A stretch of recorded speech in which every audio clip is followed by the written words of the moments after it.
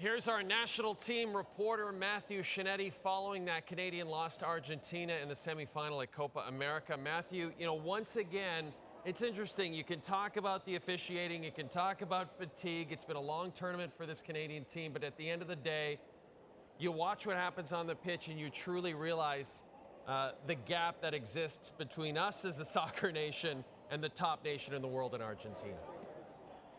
Yeah, there's no doubt about it, Jay. And watching Stefan Eustáquio walk over to my interview position on the field afterwards, I watched him basically take in the moment. There is a possibility that Canada may never get to a semifinal of a major tournament like this when we talk about the Copa America and or World Cup. Tonight was monumental.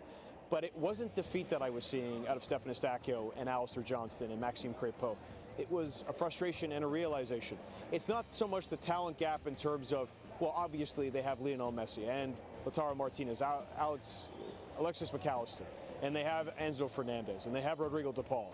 But Canada has made its way here and earned every inch of it. But that depth and those moments where you can just turn it on, like Rodrigo de Paul right to Julian Alvarez and it's 1-0, that happens in less than a second, and it changes the complexion of the game. But Canada has had the talent to get all the way here. They know that. But talking to Alistair Johnston, asking him about frustration, you could feel it on his face, because to earn your way here means you want to go further. You're not just happy with getting here and settling.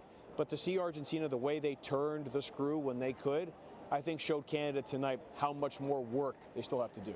And, I had a chance to watch you on the broadcast speaking to Max Crépeau after the match as well. And, he talked to you about how important this third-place matchup on Saturday is against the loser of Uruguay and Colombia. And, he said this is still a monumental matchup as far as he's concerned. Do you feel like the entire team feels the same way?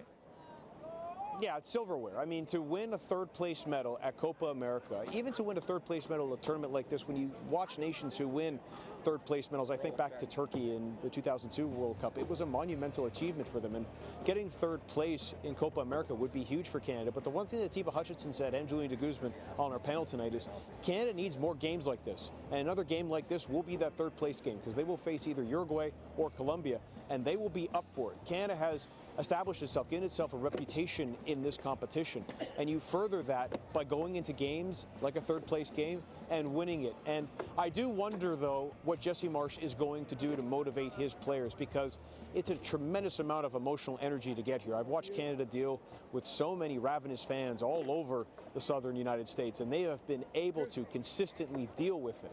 Now they're going to have to deal with it one more time, because there are going to be ravenous Colombian fans or Uruguay fans in that stadium in Charlotte, North Carolina. But the one thing that I imagine every Canadian is probably holding their breath about was Alphonso Davies. You saw him go down and grab his foot ankle area. I'm hearing from CONMEBOL officials that he went and got initial scans, x-rays done on his foot, and Canada Soccer Communications says that those initial scans were good.